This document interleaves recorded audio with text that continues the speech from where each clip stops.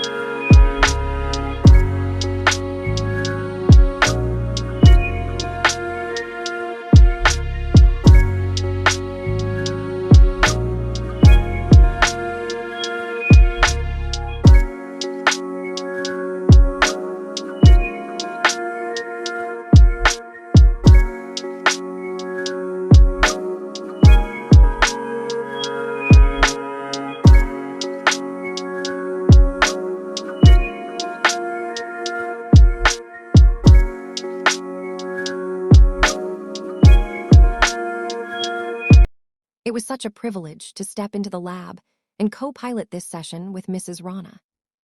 As teachers, we know that these hands-on moments are where the real light bulb moments happen for students. I hope this look into the internal anatomy of the hamster was as helpful for your studies or your own classroom as it was for us that day. Thanks for watching, and keep inspiring that next generation of scientists.